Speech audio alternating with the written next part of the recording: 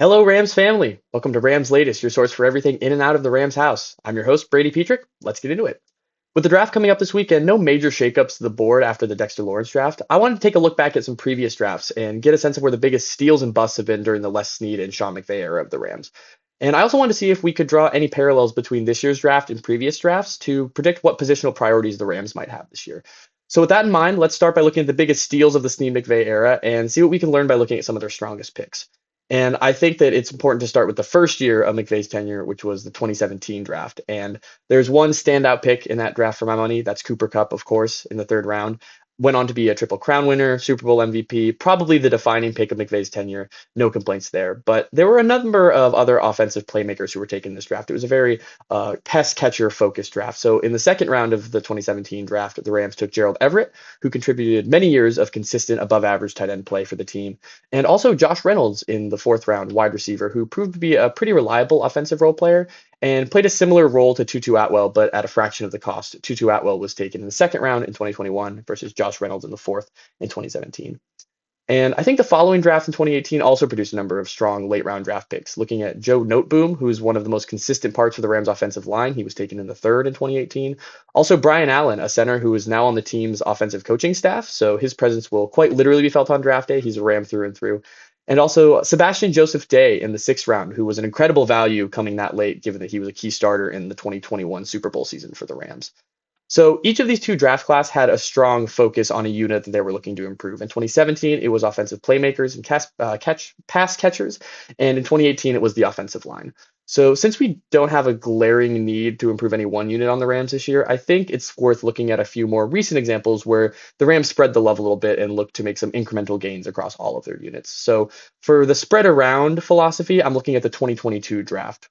The highlight of that draft was Kyron Williams in the fifth round. He's become the breakout running back one for the team, just signed to a big extension. It doesn't get much more value at the pick than Kyron Williams. That was a terrific steal. And then also Quentin Lake, who was added in the sixth round. Surprising for anyone who watched last season and saw how impactful of a player he was. Quentin Lake has become a key starter, and his extension was very widely celebrated both inside the Rams facility and by the fans as well. Also coming in that same draft was Kobe Durant in the fourth round, who's provided great safety play relative to his slot and position. So another year that had some all-around choices was the 2023 draft, the following year. And they added all kinds of great playmakers to all of their units. In the second round, they had Steve Avila, a guard. In the third round, Byron Young and Kobe Turner, who really jump-started that new young Rams defense. The fourth round saw them grab Stetson Bennett, who has left much to be desired since he hasn't taken any meaningful snaps for the Rams yet. But then they came back swinging that same year in round five, grabbed Warren McClendon, a great offensive tackle who's still linchpin of that Rams O-line, Davis Allen, who's given some consistent and meaningful tight end play, and then, of course, the steal of all steals, maybe the draft steal of this decade, Puka Nacua in the fifth round. We all know how well that has gone. And also worth noting for any Rams diehards who know about the strengths of our special teams game, we have a pretty strong punter right now in Ethan Evans, and he was taken in the sixth round. So Rams still know how to identify value at all positions, even more of the niche ones later down the board. So I think it's safe to say that the best picks and biggest steals of the Sean McVay tenure with the Rams are Cooper Kupp in the third round, Kyron Williams in the fifth, Puka Nacua in the fifth as well, and then Quentin Lake in the sixth. So looking at these drafts in particular, we see that the Rams tend to enter the draft with clear intentions on which positions they want to fill and are then comfortable filling those positions with picks later down on the draft board. But in the words of the Wolf of Wall Street himself, I think it's important to judge the Rams not on their winners, but on their losers because they have so few. So there haven't been many Hall of Fame busts for the Rams in recent memory. All three of their top picks in the first round of the last 15 years, the Jareds versus Goff and Aaron Donald, were all unequivocal successes. And they haven't really had to take many high profile swings at any top positions given their lack of first round choices. So there hasn't been much opportunity for a catastrophic letdown based on expectations, like when you take, say, a quarterback number one overall, or even someone who's drafted relatively high at the positional value. I'm thinking of someone, say, Kyle Pitts. So that being said, the Rams have turned in some less than stellar drafts during the Snead and McVay era. And I wanted to look back, especially at 2020, which provides some hints for what could potentially go wrong in this draft if it's not played well. So no first round pick in 2020, as per usual with the Rams. But in the second round, they chose both Van Jefferson and Cam Akers. Now, both these guys had some solid production on offense, but never really lived up to their second round pick slot. And Cam Akers especially revealed a pretty glaring deficiency in the Rams run game that they've spent years trying to fix and only really just got up to a place that they're comfortable with. Also in the same draft in the third round was Terrell Lewis, who ended up being a major disappointment and never really provided the elite caliber of linebacker play that the Rams desperately needed, especially with choosing someone that high on the list. Jordan Fuller was also a pick in this draft and was the lone value add, an absolute steal in the sixth round, but one good choice was not really enough to save the rest of this 2020 draft class. And with how these picks failed to live up to their draft expectations, it's no wonder that the Rams had to wait another year after this to shore up again and then really make that Super Bowl run. And similarly, I think that last year's draft, 2025, saw some ads for a number of team units, a bit, again, of an all around approach, but without any standout play from any specific rookies. So the first pick off the board for the Rams last year was after a trade was Terrence Ferguson, tight end out of Oregon. Solid but unspectacular tight end play out of Ferguson, which is a bit of a disappointment given how high he was drafted again, the first pick for the Rams last year. In round three, Josiah Stewart, an edge who has seen some strong production but isn't a name brand player for the Rams yet. Fourth round, Jarquez Hunter, a running back out of Auburn who hasn't played yet at all. Again, behind that pretty strong late round pick developed room with Kyron Williams and Blake Corum as well. The seventh round did see a highlight for Kanata Mumpfield, who has become a surprisingly useful add to the Rams. And this once again shows that McVay and his team have the ability to identify skill late on the board, but nobody from the 2025 draft has really popped yet in the way that somebody like Jared Verse did after their rookie season. So this is an example of an all-around draft that looked to bring depth and value adds to a number of different units. And while none of these picks so far have been busts in 25, nobody is really screaming out and claiming the place as the new rookie to watch on the team. So if we were to categorize the biggest busts that the Rams have made recently, I would say Tutu Atwell and Cam Akers, definitely relative to their draft position, and also Terrell Lewis, with it maybe being too early to tell for the 2025 draft class. So, with all this analysis under our belts, I want to turn our eye to this year's draft. I thought it would be worthwhile to compare this draft class to years past and see if we can figure out which of the previous year's strategies would be most applicable to this draft. So, with a breakdown of each position, these are how the units are looking this year. It's a rather average offensive line class with some high end talent and some top tackles, but not a lot of historical depth here. And the interior O line is deep but developmental heavy and has a lot of people who are going to need to be coached up and are lacking some of the strong fundamentals you would want to see from a starter. Also, the cornerback room and secondary market in this draft is solid, but not really elite heavy. I'm trying to think of, players like the Sauce Gardner types who really jump off the page. And there aren't that many of these elite starters in the cornerback room for this draft. Some of the deeper groups this year are wide receiver, which is arguably the deepest group in this year's draft, and widely reviewed as probably the strongest position to go into this year. And there's a lot of depth at this position that could easily stretch into day three. And looking at how the Rams have been comfortable in the past with their evaluations and making some deep wide receiver picks, it might be a situation where the Rams forego an earlier pick at wide receiver with the confidence that they can fill out that slot somewhere later in the draft. Also, the running back position is pretty deep this year with multiple high-end prospects. Of course, Jeremiah Love going in the top, but some other strong considerations towards the end of the first and in the second round. Now, the Rams aren't really looking for a running back, especially this year after locking in Kyron Williams, and they have solid backups, and again, even took a fourth rounder last year. So I think that rather than looking for a running back, the Rams could take the advantage where other teams are looking to fill that position and maybe pick some of the higher ranked prospects around the running backs during that point in the draft. So, with all this in mind, looking at historical drafts in the Les Snead and Sean McVay era, I find that the 2019 draft class matches pretty closely to this year's draft class. It was relatively weak at quarterback. Kyler Murray went first overall, and then after that, it was a bit of a fall off.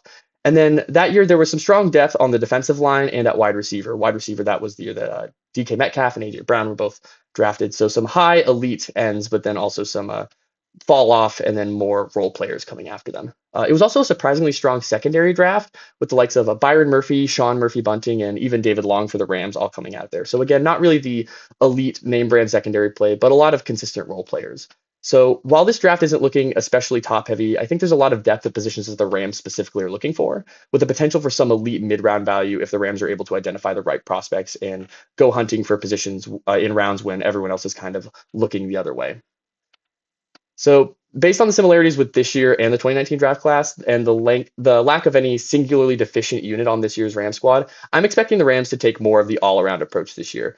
And I think they could easily slot in an elite wide receiver in the first round and then shift their focus to other positions while other teams spend the second and third rounds looking for receiver value. But I think if the Rams are confident in some of the depth adds that they have at wide receiver, then past struggles with late round O-line pickups would suggest that an elite first spot going to an offensive tackle could really help cover up some deficiencies that the Rams have experienced in the past. So I think if one of the elite tackles like Francis Manoa or Spencer Fano falls, it's probably a pretty enticing choice for the Rams to take that pick at the top and then focus on their well-proven track record of finding some late round picks for the skill positions and developing them with their coaching staff. So now that I've spent some time digging through the recent drafts, I'm going to look at some. I'm going to put my scouting hat on, and I want to take a look at some players who might fit for the Rams' positional needs at some of the later picks. As I've mentioned before, the Rams have no picks between the third and sixth round, so there's a bit of a 100-pick gap. So I'm looking for some people who could be going around the 200th pick and might be a good flyer for some of those sixth and seventh round picks from the Rams. So the first choice I like here is Daquan Wright, who is a tight end out of Ole Miss. He's currently projected to go at the end of the sixth round. Now, Daquan Wright is primarily used as a pass catcher, and he's great at creating separation. He's fast, but has some good tempo modulation on his route, so he can start and stop and use his footwork and speed to confuse his coverage. And he has a very large wingspan and a preternatural ability to haul in hard catches, which we've seen Stafford have some issues with, trying to get some shoulder balls in the corner of the end zone, and having someone with a long reach to be able to haul those in would definitely be a help for Stafford. And the reporting for Daquan Wright is that his blocking needs some work, but he's improved every year of his college career per scouts. And this is the kind of prospect that could pay off late and would allow the Rams to focus on other priorities higher up the board if they're confident they could get a solid tight end somewhere around the sixth or the seventh. Another pick I like late is Enrique Cruz Jr., an offensive tackle out of Kansas. So Cruz checks all the physical boxes. He has big hands, a large frame, long reach, and he can play with heavy contact and create gaps for the run game, which is definitely something that the Rams have been prioritizing lately as they've gotten a stronger running back room in recent years. So he doesn't have any of the physical deficiencies that usually cause a player to fall this far on the board. But the only thing holding him back from a higher ranking is that he's been described as a little bit green on his fundamentals, and he'll need some additional work to get his play up to starting caliber. But that being said, coaches who have worked with Cruz in the past rave about his attitude and his work ethic, and they say that he seems to have the mental tools and grit necessary to really sharpen up his physical tools. So I think that this could be somebody who the Rams identify as having all the physical traits they need, and they can plug him into their elite coaching staff and maybe get him coached up to the level where they want to use him. And again, since the Rams are pretty consistent on their O-line right now, and they're looking for more replacements in the future as opposed to someone they can plug in immediately, having a little bit of time to spin him up and get him, up to speed with a pretty experienced and accomplished offensive line might be just what Cruz needs to get him to the level of play that people expect he's capable of. So if the Rams aren't able to get an elite offensive tackle, I would be comfortable with them waiting and grabbing Cruz or someone similar who has all of the physical traits that they need, but just needs a little bit of coaching help. I have confidence in the Rams in that department. And finally, looking towards the end of the draft for another pick, there's a wide receiver I like out of Iowa named Caden Wetjen. Maybe you're pronouncing that wrong, but he's a strong choice at wide receiver. He can play inside and outside, so he can easily fit into existing schemes. And he has some sneaky speed and good burst after his catch that helped make up for his smaller size profile. I believe he's 5'9". He's also prolific as a punt returner. He returned 6 punts for touchdowns last year, which was a school record. And I view Wetjen as a kind of smaller, squirrelier Rashid Shaheed with the ability to score on really any touch. He has good vision. He has some burst after the catch, and he could be somebody who really opens up a number of trick plays or, again, some squirrely punt returns as well. McVay loves having somebody who can pull double duty, and it gives him a lot of roster flexibility. If he has somebody he can slot in as a wide receiver and a punt returner, that adds one more rotational slot, which McVay loves to be able to work with. So I think that roster flexibility and manufactured plays could allow Wetjen to become a secret weapon and become key in big game scenarios. Again, looking at Rashid Shaheed and how he was able to turn around some big touchdowns and big moments for the Seahawks last year. Whew. Well, that was a pretty exhaustive rundown, but I think we have a good handle on how the Rams like to pick and who's likely to be available for them at each of their picks this year. So we'll keep an ear to the ground for any big news before draft day, but for now, that's all we've got for Rams latest. I'm Brady Petrik, and until then, go Sheep.